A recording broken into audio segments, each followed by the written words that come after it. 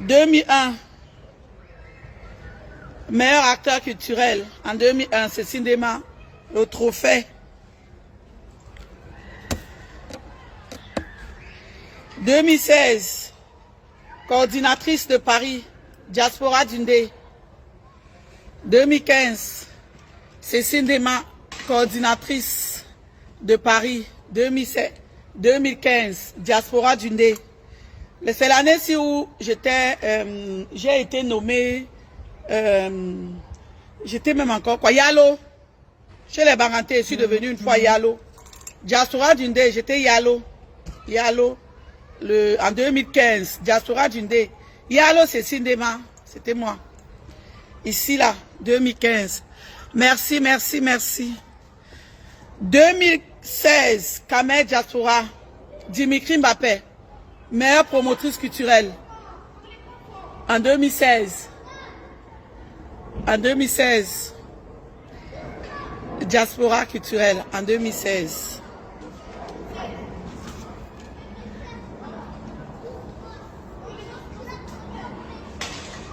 « 2016, prix Diaspocam, meilleure promotrice culturelle. J'ai du vu, du vécu, des connaissances et des compétences dans le monde de l'événementiel. 4 prix.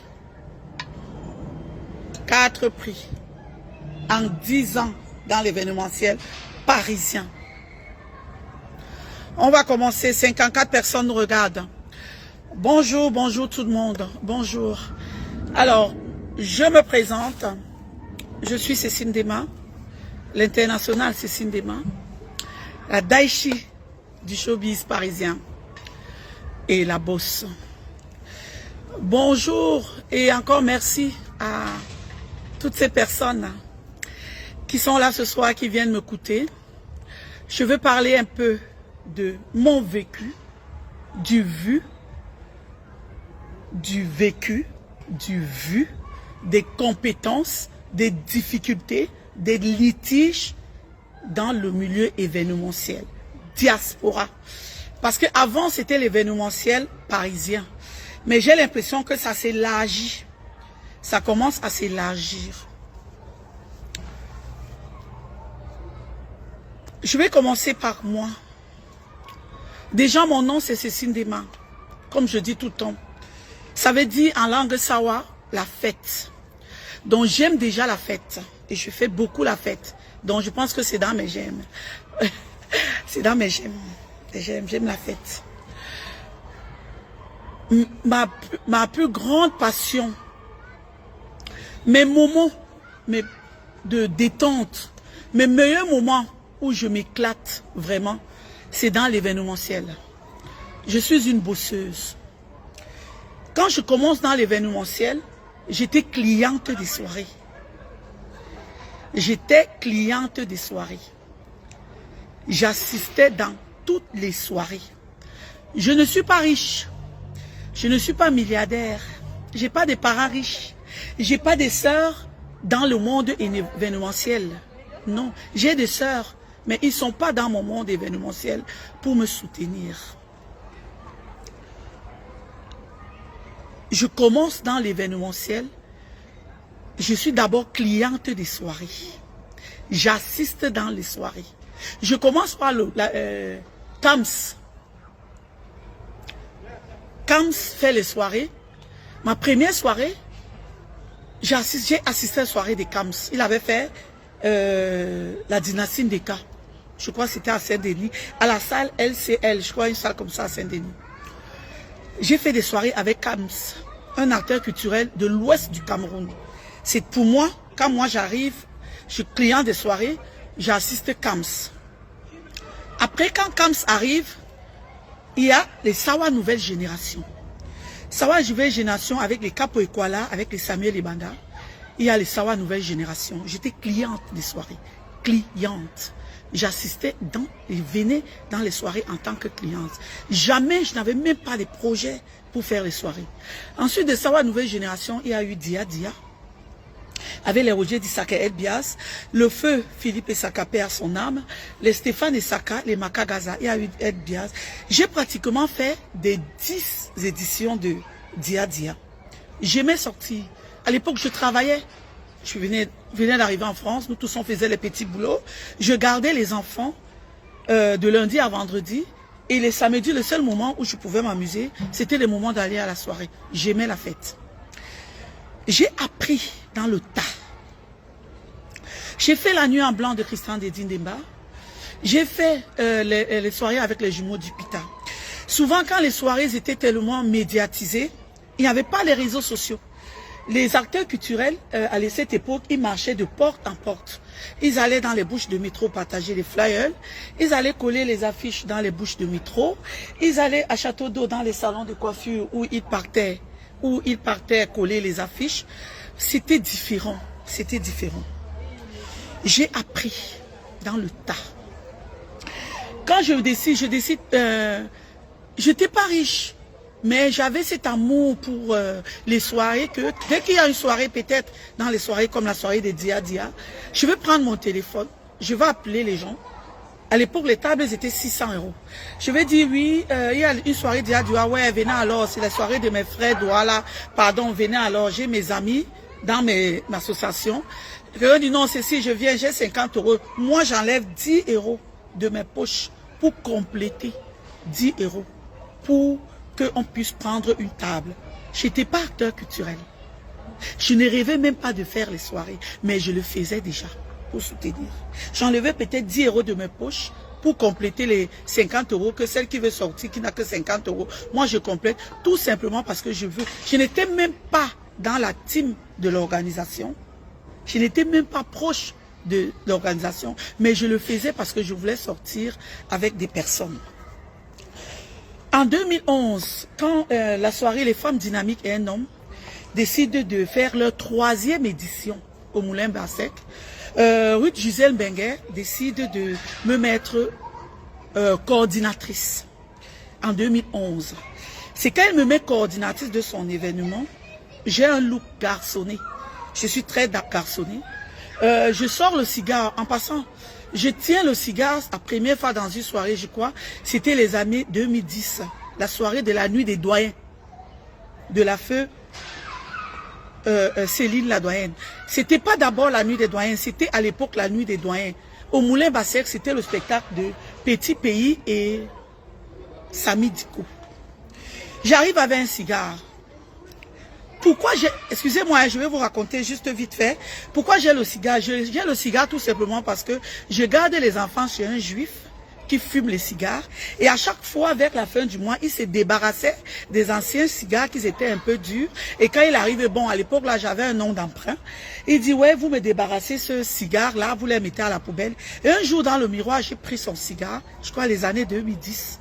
J'ai pris le cigare, j'ai juste commencé à faire mon show devant le miroir. C'est comme ça qu'à la fin du mois, il y a une soirée qui était le week-end. Ce week-end-là, je débarque dans la salle avec le cigare. Tout le monde est étonné. Ouais, c'est demain là le cigare, c'est demain. C'est comme ça en 2010. Je ne suis pas copié chez une promotrice. Je n'avais jamais vu quelqu'un avec le cigare. Je vous raconte comment j'ai commencé à tenir le cigare dans le milieu de l'événementiel et porter les lunettes noires. Donc j'ai copié un peu mon employeur qui était juif. En 2011, je reviens quand les femmes dynamiques font la soirée. Ils me nomment coordinatrice. J'ai mon cigare. J'ai mes gros pantalons que je portais. Souvent, c'était... bon, chez nous, à la briqueterie, on portait souvent des gros pantalons. On appelait... Comment on appelait même ces gros pantalons-là non, c'est pas les Bobarabas. C'était des gros pantalons comme les musulmans de la briqueterie. Je cousais ça avec des pantalons de tissu super 100. J'avais un look très garçonné avec le cigare. Et j'ai commencé à faire l'accueil en 2011. J'ai fait l'accueil, j'installe les gens, chaque personne à sa place et tout et tout. Et quand on présente les membres de l'association des femmes dynamiques et un homme, immédiatement, et après on me présente, je lève la foule. Tout le monde se lève pour m'acclamer. en 2011, la soirée des associations des femmes dynamiques et un homme, tout le monde s'élève pour m'acclamer. Non, Béthéline, mais c'était pas les pattes d'éléphant. C'est les pantalons qui sont gros ici au milieu. C'est gros ici au milieu comme ça. Là, j'ai oublié comment on appelait ces pantalons. Je les portais beaucoup. Et avant, je portais des gros pantalons à cette période-là avec des chemises. Souvent, les pantalons cigarettes avec des bretelles et tout. Donc, du coup, la foule s'est levée. On m'a acclamé.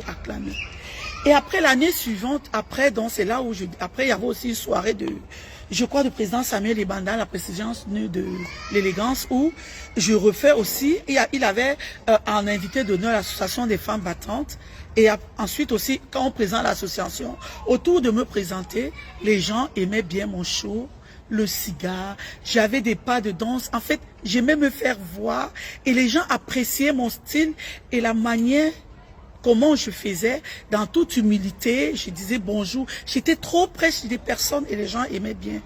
D'où j'ai décidé de faire une soirée.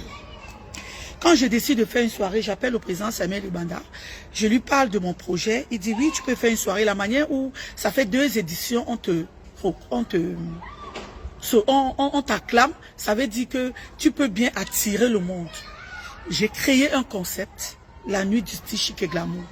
La première édition, c'était le 14 février. Le 14 février 2014. Donc, oui, 2014.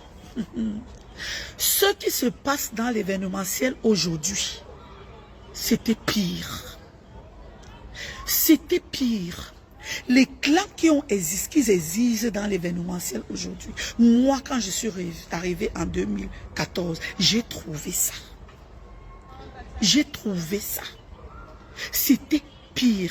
Il y avait même les artistes que quand tu prends il y a un artiste, je ne veux pas citer son nom. Moi, je l'ai pris dans mon affiche en 2014, mais il y a une équipe qui m'a blâmé que non, tu ne devais pas prendre cet artiste parce que c'était l'artiste de l'autre côté. Il y avait à l'époque dans le showbiz parisien, avant que je ne fasse des soirées, il y a eu des acteurs culturels, un groupe d'acteurs culturels qui se sont levés, ils ont créé une association, on les appelait les satires. La satire, c'était pourquoi? La satire, c'était pour vilipender les soirées mondaines. Les soirées des gens sawa qui organisaient les soirées avec les salons VIP. Parce que ces personnes-là trouvaient que les gens gagnaient beaucoup d'argent. Et dans cette satire-là, il y avait 2 femmes. Je ne vais pas citer les noms parce qu'en ce moment, les citations directes. Mais ils se reconnaissent.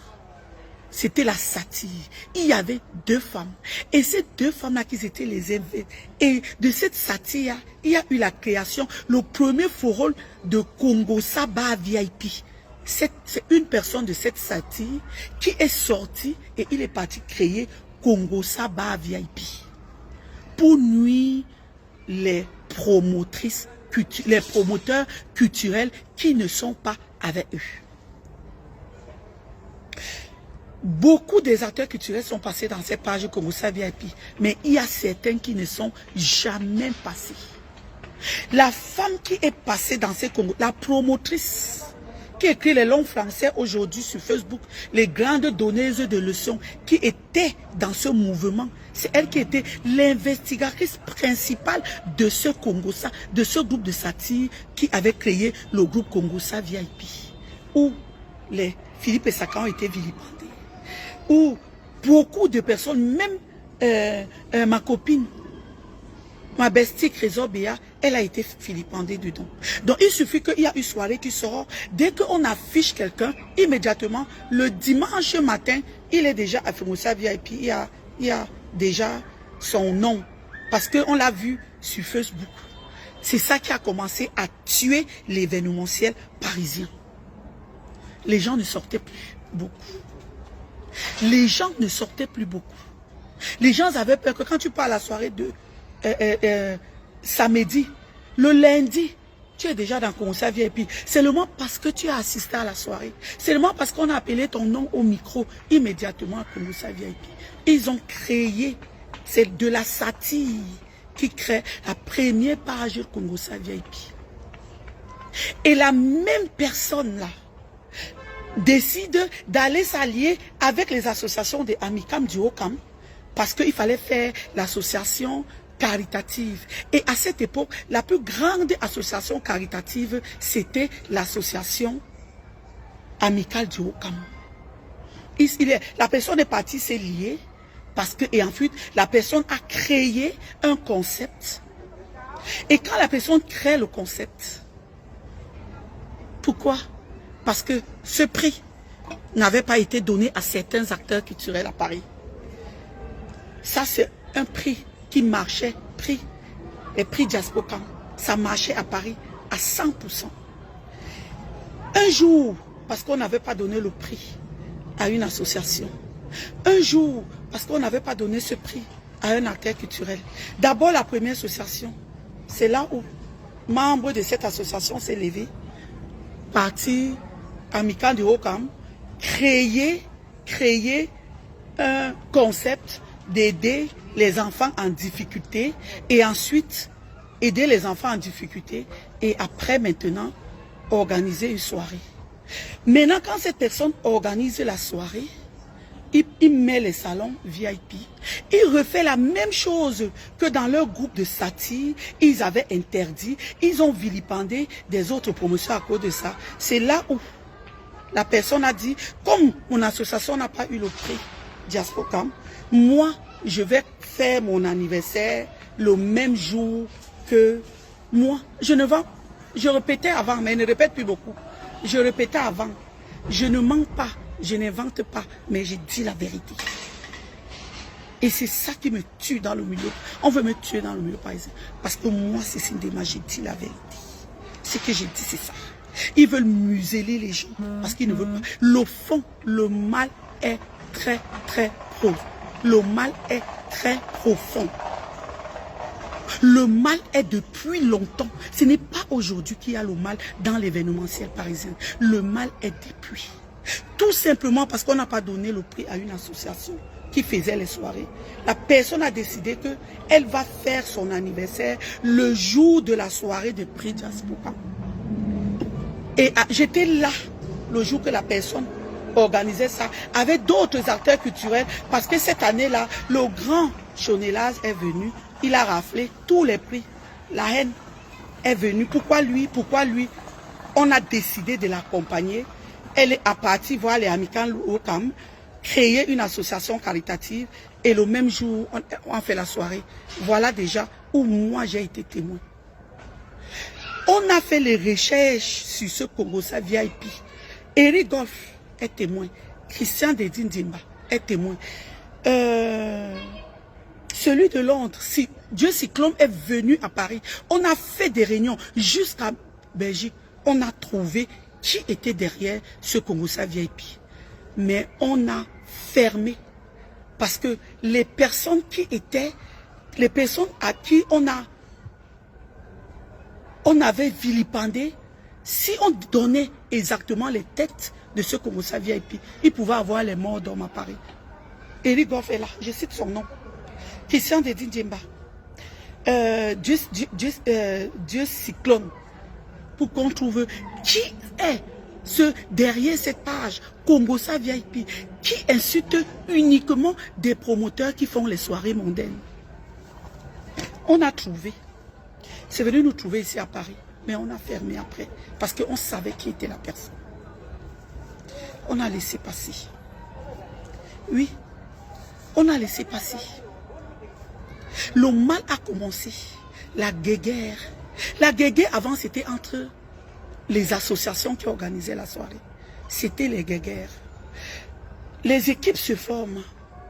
Le deuxième clan qui sépare la diaspora parisienne et qui fait entrer le tribalisme, c'est deux amis. Le Douala et le monsieur de l'Ouest. Deux amis.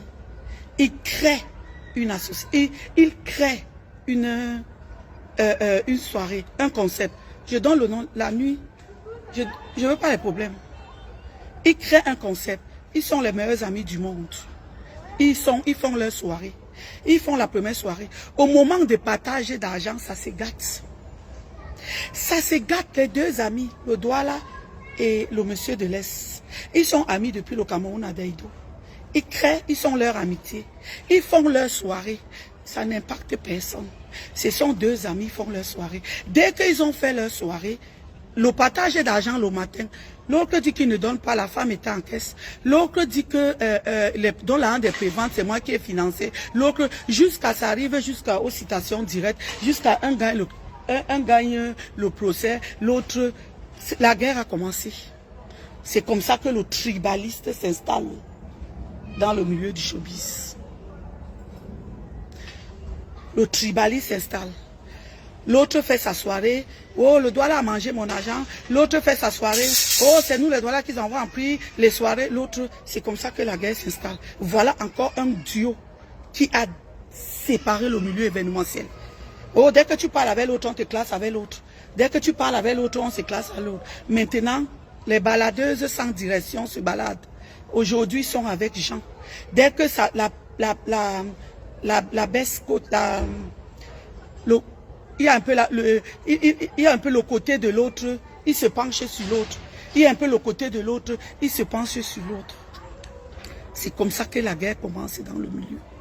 Il y avait la guerre dans l'événementiel. Il y a eu mon conseiller Gaston Peck aux États-Unis.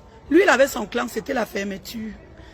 Ah, on fermait même les prestataires. Si tu n'es pas dans les normes, que tu fais la soirée, ou bien que tu n'as pas invité les promoteurs, ou bien tu n'as pas appelé un promoteur, tu entends que fermeture, tu es fermé. Même les prestataires ne travaillent plus. Le mal dans l'événementiel est profond.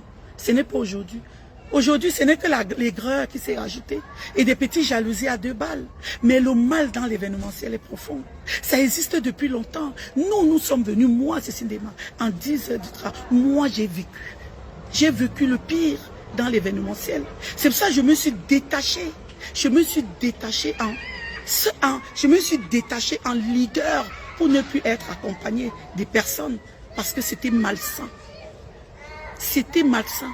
Dès que tu lances ton événement, tout le monde te donne les conseils. Au bout de ton événement, reste au moins pendant 1 mois. C'est là où tous tes problèmes de la terre commencent. Tu dois te coucher, même on marche sur toi. Alors que c'est toi qui sors ton argent de tes poches. Le mal existe depuis. Oui, le mal existe depuis. Dans mon parcours dans l'événementiel, il y avait les embûches. Il y avait des embûches. J'ai eu des ennemis. Mais je n'ai jamais baissé les bras. Je n'ai jamais changé ma façon. Je n'ai jamais changé ma façon de faire. On arrive dans les prix. J'ai le prix en 2016. Ce prix, je l'ai à ma 2e édition. Je fais ma première édition. Je perds ma soeur aînée. Malgré la douleur, j'ai fait ma soirée. J'ai fait carton plein au Moulin Bassec. J'avais plus de 15 tables VIP avec le renard. Avec le renard. J'ai vendu mon concept. Malgré la douleur de la perte de ma soeur, j'ai eu le prix. En 2014, j'ai décidé de faire la soirée tous les 2 ans. Quand je fais la soirée tous les 2 ans, en 2015, je fais la jazz. J'accompagne Denise Yamnou, la diaspora du Ndé. Ce mois de mai, il y avait, en 2015 là, il y avait 9 soirées. Charlie Jaguar était en haut. Ensuite, les deux amis, le Douala et celui de l'Ouest. Ensuite, il y avait les maman Honorine. Et à la fin, le 31, il y a eu Denise et nous. On tremblait comme ça. J'étais même pas manager, j'étais coordinatrice. On a vendu. J'ai fait la promotion. J'étais Yalo. Yalo, c'est Sindema. J'arrivais partout. Yalo, c'est Sindema. Pardon, je suis Baranté, venez à la soirée. Pardon, Yalo, c'est Sindema. Venez, venez, venez. Venez, venez, venez. Voilà comment j'ai fait. J'ai eu le prix meilleure coordinatrice en 2015. Avec Denis Yemou, diaspora du Lait. 2016, je fais la 2e édition. Quand je fais la 2e édition, je suis chef de projet en février de la soirée des femmes dynamiques, les femmes battantes et d'Akolé. Je suis chef de projet, manager, superviseur général. Je fais le succès 700 places. Je travaille. Je sors tous les jours. Les réseaux sociaux aujourd'hui, c'est venu donner un pouvoir et un privilège de communication qui est énorme Mais avant, on était sur le terrain. Moi, il m'arrive même que quand je suis en promotion, quand je suis dans le métro, quand je vois 2 Camerounais, je vais vers eux, j'ai toujours mes flyers dans le sac. Je sors le flyer, je donne. Je sors le flyer, je donne. Donc, partout où je suis, je fais la promotion. J'allais dans le deuil ici à Paris, je ne connais même pas quelqu'un qui est mort. Mais comme j'aime me faire voir, tu me vois, je débarque dans le deuil. Je suis en noir, je respectais toujours le foulard noir sur la tête, j'ai le cigare. Je viens au deuil, je ne connais même pas la personne qui est morte. Mais je viens au deuil. Je marche partout, je ne me suis pas fait d'un clap de la main. J'ai travaillé. J'ai travaillé. J'ai travaillé. Toujours avec mon humilité. J'arrivais dans les soirées, quand je sais que ça c'est mon client, s'il est en difficulté, je vais réagir. Je vais réagir. Il n'a pas de verre, je crois, mais je vais me lever. Je vais enlever ma casquette de promotrice. Parce qu'aujourd'hui, il y a des acteurs culturels que parce qu'ils sont promotrices, ils ont fait une soirée. Tu vas voir quelqu'un va gonfler comme ça là.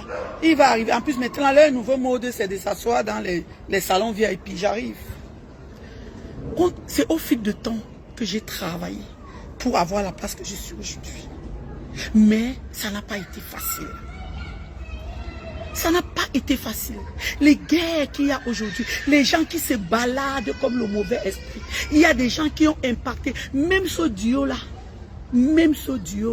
ces personnes qui sont là aujourd'hui à écrire, ils ont impacté ce duo-là qui aujourd'hui se sont séparés jusqu'à là. Il y a une partie du showbiz parisien qui est tombée.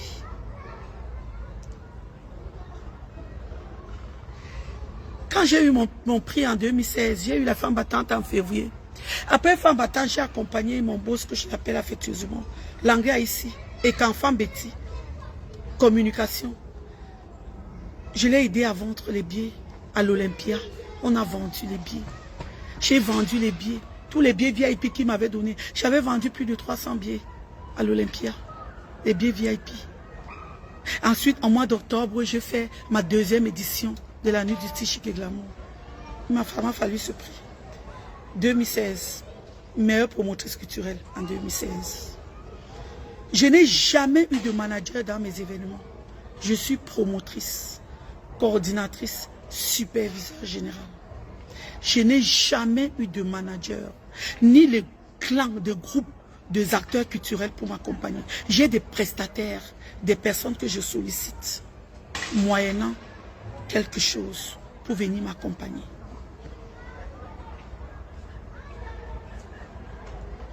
J'ai le prix en 2016, mais mon prix, il m'a fallu la vie. Si je n'avais pas le mental à cause de ce prix, ces 2 prix,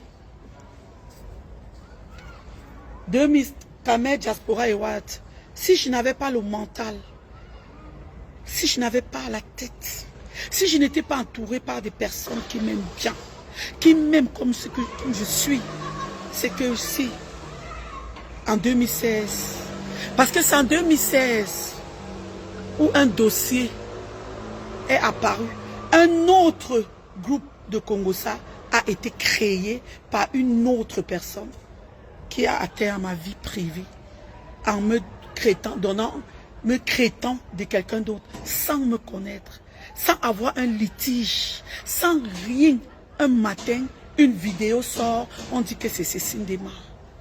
Double SIM, Cécile Dema. On me vend pas. Le dossier de Cécile Dema est arrivé sur la toile. Oh, camion. Oh, elle fait les soirées. Elle prend l'argent. Oh, elle fait les soirées. Elle a les camions. Je ne connaissais même pas ces personnes. Je n'avais pas encore eu un problème avec ces personnes. Les commentaires, on m'a écrasé. Le dossier de Cécile Dema est arrivé. C'était mal. J'ai eu mal. J'ai eu mal. Dans ma famille, il y a les gens qui ont eu mal. J'ai mes oncles, mes tantes, jusqu'aux États-Unis, partout, devant 4000 personnes. On a dit que le direct de 4000 personnes, à 20 h, ils étaient connectés pour attendre le dossier de Cécile Dema. Malheureusement, la personne qui devait étaler, ils ont cherché les moyens comme après, les voix se sont sortis. Mais cette haine, c'est dans le cœur. C'est à l'intérieur de moi. Parce que ça a été une souffrance. Jusqu'aujourd'hui, il y a des personnes que, dès qu'on a une incompréhension, ils s'accrochent que sur toi. Double signe. Double signe. Tu me connais? Non. On a d'échanger? Non. Je te dois quoi? Tout simplement parce que je suis dans le monde événementiel. Je fais les soirées, je réussis. Mais les gens ne voient pas tous les efforts. Je ne dors pas. Il y a beaucoup de choses que j'ai ratées dans ma vie aujourd'hui parce que je fais les soirées. Il y a beaucoup de choses que j'ai ratées parce que pour ma passion, parce que le moment où je devais être là pour faire ça, je n'étais pas là. J'étais dans les soirées. C'est un échec. J'ai eu des échecs dans ma vie. Tout simplement parce que je fais les soirées. Et je me suis dit que si les échecs que j'ai eu dans ma vie, pourquoi donc ne pas me concentrer que cette chose qui m'a fait avoir les échecs là dans ma vie, je dois le faire bien pour réussir au moins là-bas.